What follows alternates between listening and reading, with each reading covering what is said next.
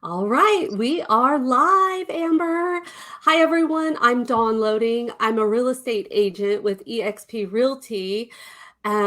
First, well, not first, actually, I'm a mom, wife, and friend first, and then a real estate agent, among other things that I do. So, one of my passions is really helping other people through troubled times and trying to give them the help that they need to find their way faster than what it took me. So this year I took on this journey of really trying to help people build wealth and do the right thing with their money. And I'm doing this myself, working on my estate, working on making sure my credit is great. I want to start doing real estate investing this year. All of these ducks have to be in a row and order for you to be successful with this. But I will be the first to admit I am the worst at finances because I just have no interest.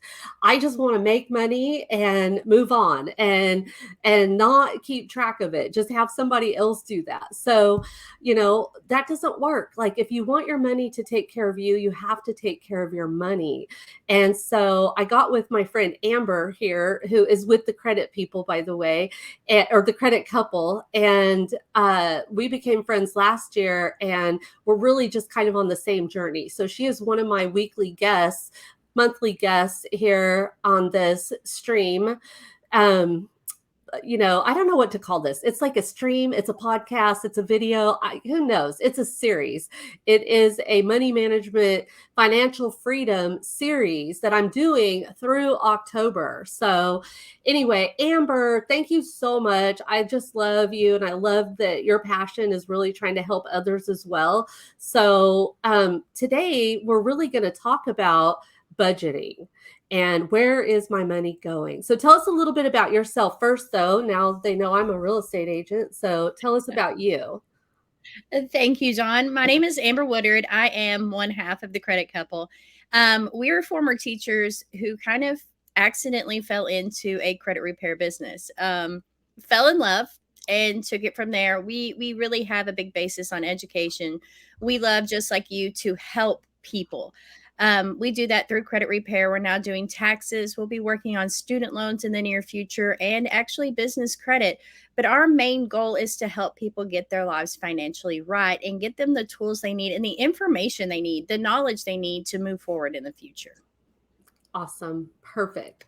So today our subject is budgeting. So we're going to talk to you about that. What does that look like? Last month, and if you missed that video, I'm actually going to put the link to that video in the notes for this week so that you could go back and watch that. But last month we talked about setting your financial goals and what do those look like? And that really depends on what you want your life to look like. And so now we're going to talk about budgeting and creating that pathway for your money to go where you want it to go so that you know what's going on and you're not just like, oh my gosh, like, I don't know. I say that all the time. I don't know. I don't want to say that anymore. So I'm glad if you're watching this, you're on this journey with me. And so Amber, go ahead. Where is my money going? What have you got to say about that?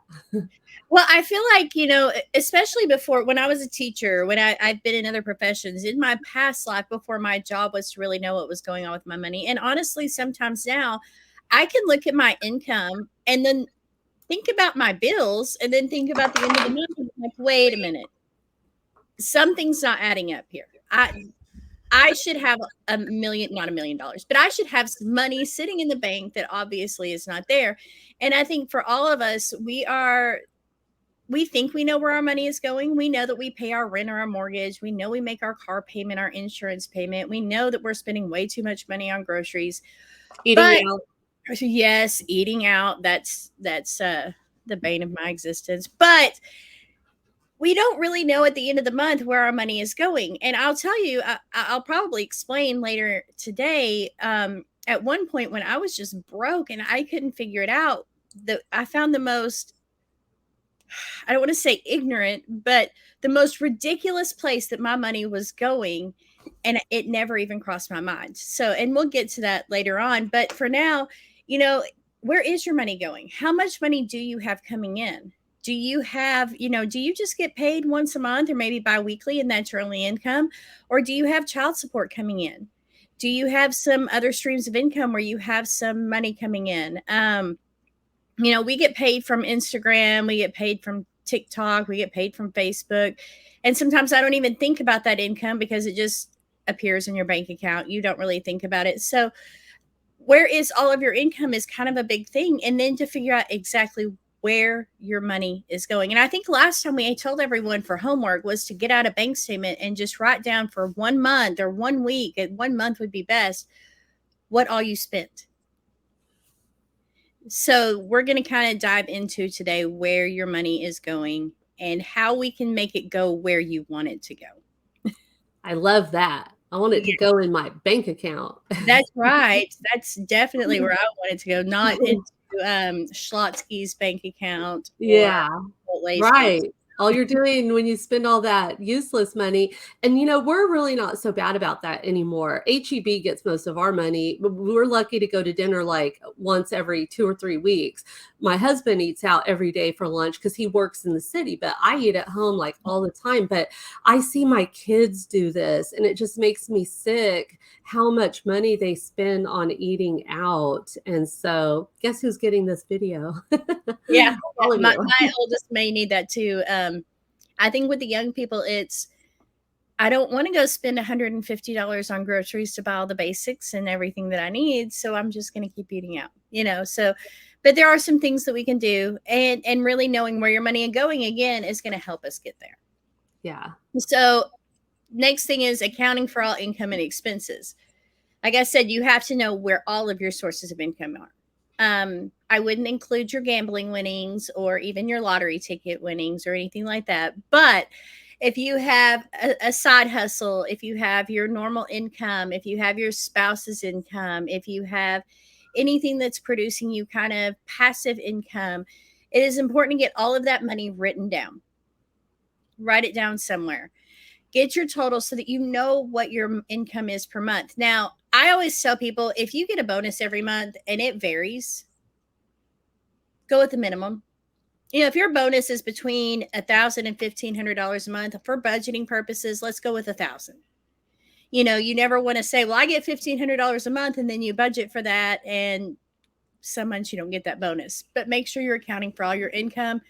And then what we did for homework last time is writing down all of your expenses and thinking of all of them. Well, and I want to add to that. So, accounting for the income and expenses, one of the things that you got to remember is a budget is a living document. It changes every single month. So, for me, I do just an Excel spreadsheet and I write down every bill that I know every month I have to pay. And that's on one spreadsheet. And I love Excel, or I use Google Docs, or Google spreadsheets, but you could use whatever works for you. Whatever you're going to use that. But you can adjust that. So, I keep my debt all on a different spreadsheet, and so in order of what I want to pay off first. And so I was a big Dave Ramsey person back in the day. And so used to actually teach his classes, but so I kind of learned that whole system, and it works, but not so much if you're self-employed. So there's so many different things that you could use. There's apps, there's QuickBooks, there's just a ton of different things. There is no right or wrong way to track all of this.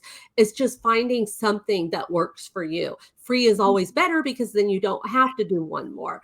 And it depends on, are you self-employed? Are you a real estate agent? What are you? So, but yeah, accounting for all the income and expenses is huge.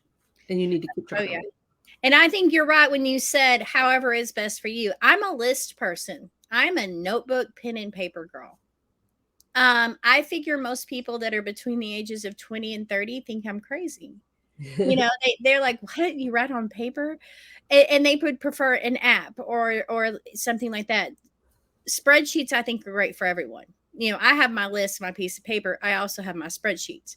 My notebook is something that I can go in and say, okay, paid that, paid that, paid that. Let's scratch these off my list. These are my goals. This is what I plan to do. But I think that making your way of recording your income and expenses work for you. If it's something you're not going to keep up with, then it's not worth it. Yeah.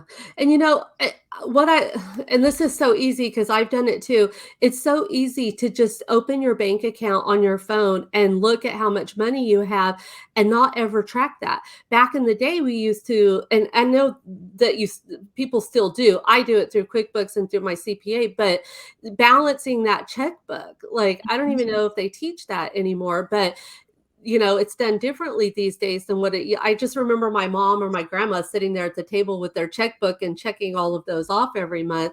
I don't know of a whole lot of people that do it that way anymore. What are your thoughts on that? I don't either. I mean, I was at my friend's house the other day and she was writing out a check and I was like, you own checks? I know, me too. I don't even have any. You have checks? And so I don't think a lot of us do it that way. And I think the reason we balance our checkbook is because you never knew when a check was going to go through. You may have Yeah. sent that check off 3 months ago and it's going to go through next week But because of, now, and now everything's so automatic yeah. that we don't have to do it that way. But the problem with that and not seeing what's coming through is that for me, like I'm a real estate agent, I have a lot of expenses and automated withdrawals that I literally had to close out my account last year just to stop it all because I didn't even know what I had coming out. I was wasting so much money. And I knew this was my journey this year. So I literally probably eliminated $1,000 worth of stuff that I just didn't even need anymore. And so do you know what every one of those charges? And if you miss a day and you don't see what came out, like how are you keeping track of that?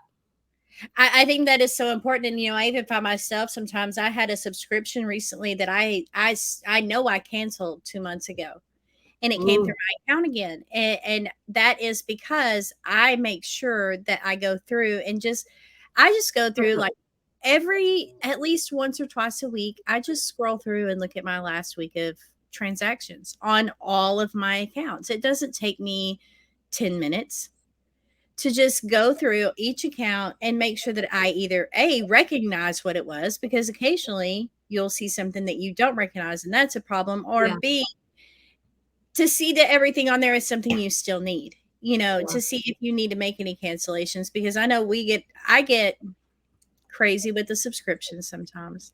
We all And do.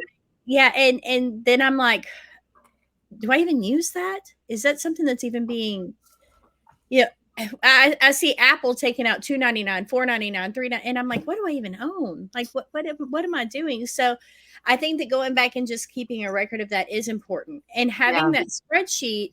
Now you know what you know in your head is coming out. When you see something different, it's going to trigger. Hey, that's not in my bills. Right.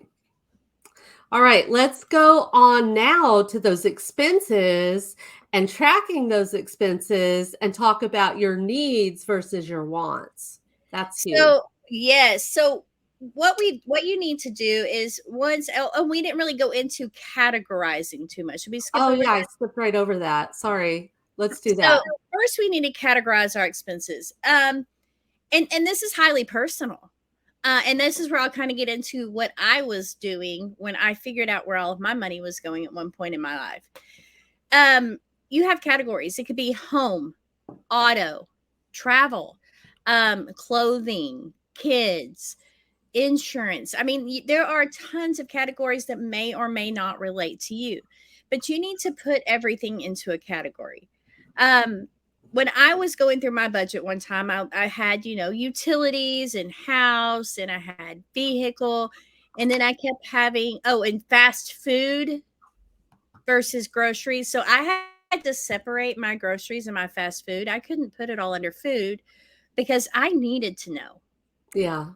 what's coming from the grocery store and what's not. But another one that kept coming up when I was going through my month of statements was gas station. And it wasn't gas. We were traveling all the time and we would literally go in the gas station. We've got 2 kids. We buy 4 sodas or energy drinks or whatever. Everybody gets a bag of chips or a box of candy. And it was a literal every single day, almost $20 or more if we were traveling all day of us going into the Quick Trip and spending our money.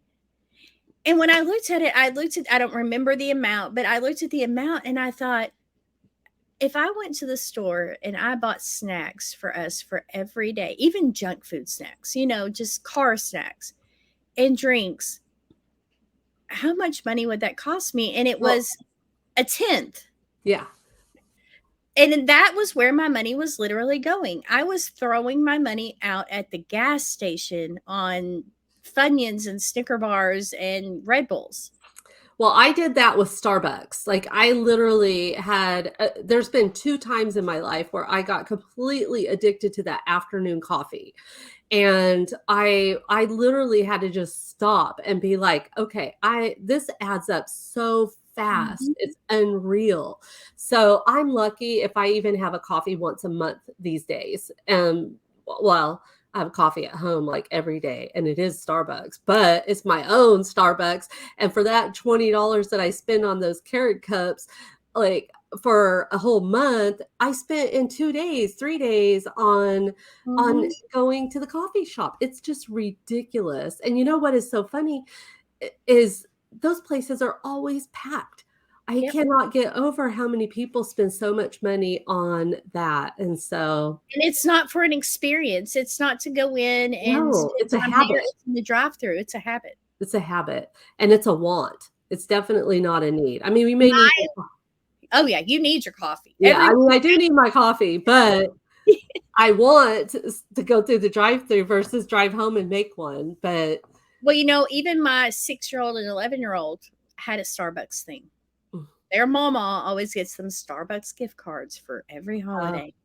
And so Juwan and I were brilliant. We found this coffee maker that does blending, so I can do frappes. It does me iced too. coffee and hot coffee. I think it costs $200.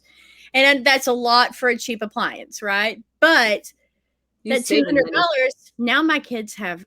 frappes, they have iced coffee, they have and I can make it caffeine free and know that it's caffeine free. Yay. And so that helps too. And you're right, just spending that money. And when you look at it, and that's kind of once you know, like what your categories are. And like I said, those are very personal and they're living as well. They could change. We no longer travel so much, so gas station doesn't have to go on my list anymore. Yeah. So that can change, but now you need to look at your needs versus your wants. Do you need coffee? Yes. But is a want to go to Starbucks? Definitely a want. Going out to eat, need or want. The subscription services, walk through each of your subscriptions.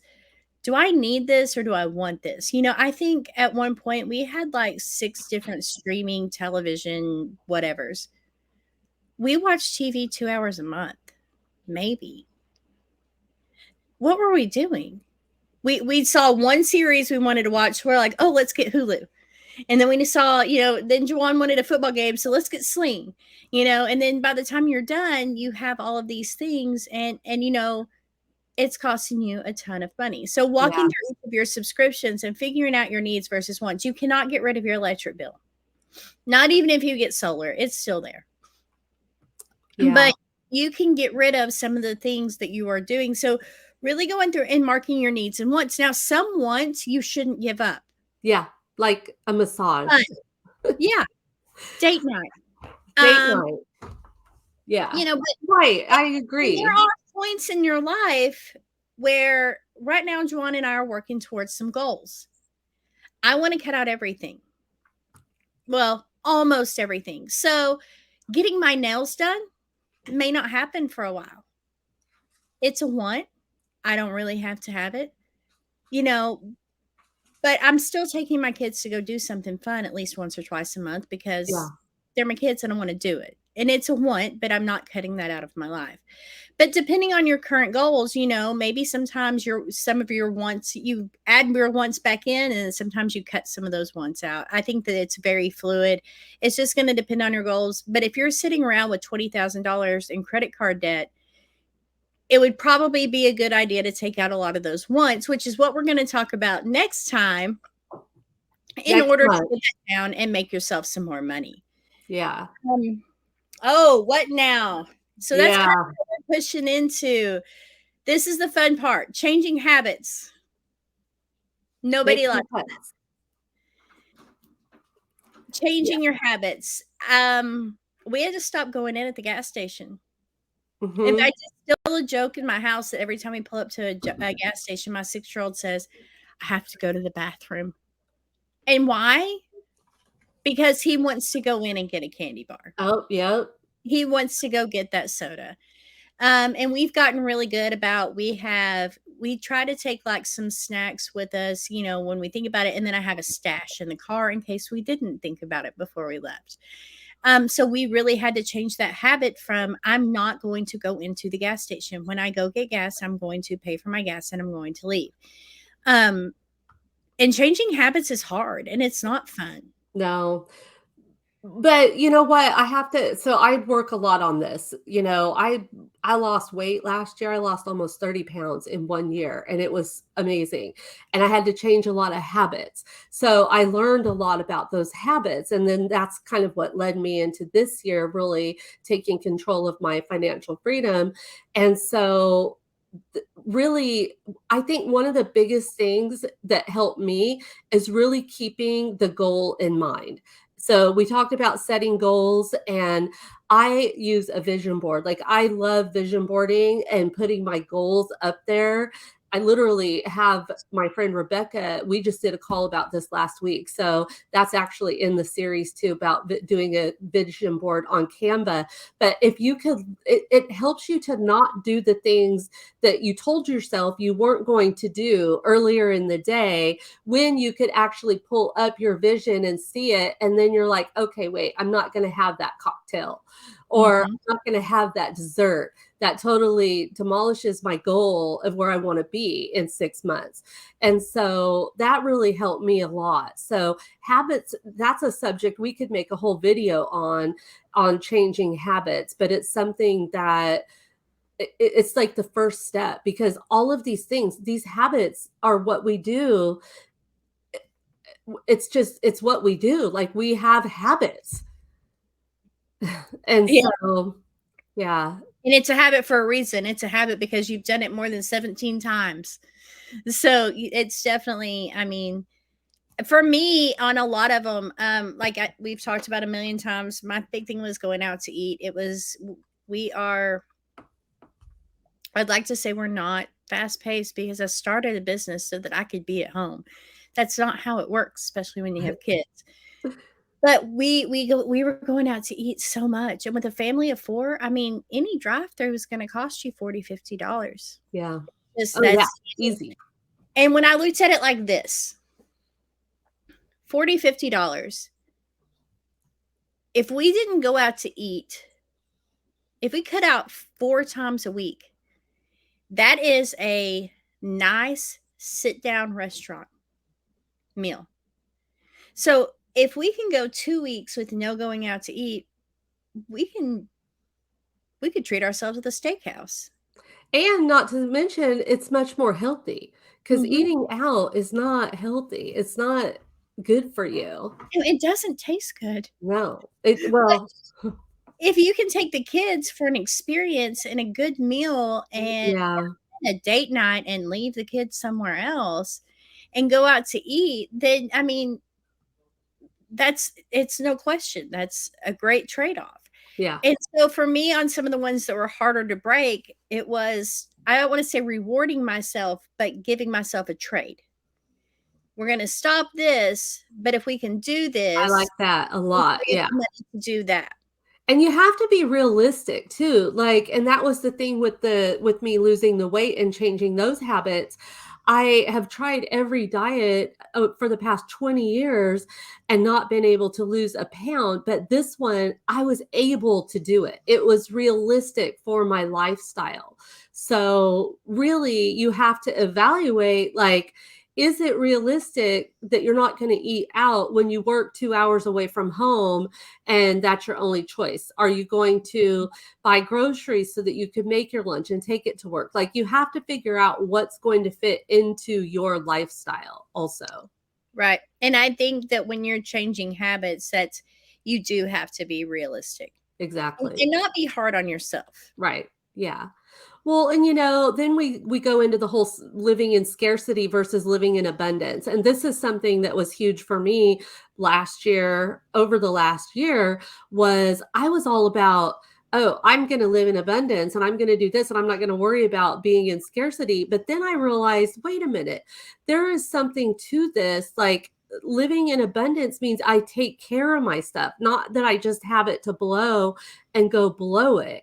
Scarcity means you're scared, like you're living in survival mode and your brain is like fight or flight, and it's all a mindset thing.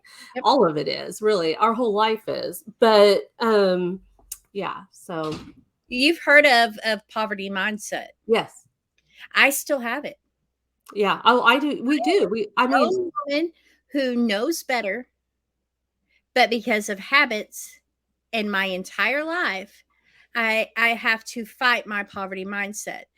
Um, comfort levels. I yeah. mean, we go back to comfort. It's so much easier to go where you're comfortable instead of Mhm. breaking free from that and going toward the next one. But the thing is, you said 17 times. Once you do something 17 times or 20 or whatever it ends up taking you, it's now a new habit. It's only uncomfortable for a moment while you're trying to break that habit. Right, right. And like I said, we're pretty good about not going to the gas station now, and this has been a few years, and now it's funny, you know. And occasionally, you know what we do? We go in the gas station and get some sodas and we get some drinks, you Yeah, know. but it's all But about, that's not going to push us right back into going every yeah, 24 hours. So it's so about it's moderation. moderation. Yes, thank you. Okay, so let's talk about, well, we talked really about all of that. So we're really going to get into this reallocating money a little bit more next month when we start talking about paying off debt. So right now we just need to get the budget going, and then when we're talking about paying off debt, we'll talk a little bit more. Right now we're just about making cuts, changing habits, making cuts, and then you know it takes a while. This is why I wanted to give this whole program 10 months. Like, I have goals from last month that I still haven't even done, and now I got to implement another one. So it's all about baby steps. This is a process. So yeah, next month, this one's big. We're going to talk about what to pay off first, what affects your credit report. Amber knows all about all of this, so she's going to really help us out next month so we know how to get ahead and how to do that. Yes, and as far as I guess you would say homework for this month, I guess there would be two things. Number one, you've got those needs versus wants. Now look through your wants and see which ones you could give up to get yourself financially in a better place. You know, like I said, don't cut all the fun out of your life, don't cut the fun out of your children's life, but what things could you do without, either forever or just temporarily, to get yourself in a financially better situation? And then I would say for the rest of this month until we meet again, spend consciously, because now it's going to be in your head. So when you're at the gas station and you're buying your Red Bull and your king size Snickers bar, think about this podcast and think, you know, is this a need or a want? What could I trade for this? Become aware. Yes. So it's more about making some conscious decisions this month and to really start looking at what can be cut out, because next month I think we're going to go more into using that money that you're cutting out of your budget right now to pay off your debt and open up a lot more money for you. I love that. I want to be there. Awesome. Well, thank you so much, Amber. As always, I love having these talks with you. I just get so inspired and want to go do better. And so I'll do better, and next month we'll talk again. So thank you so much. And I will put Amber's website in the YouTube video once we get that uploaded.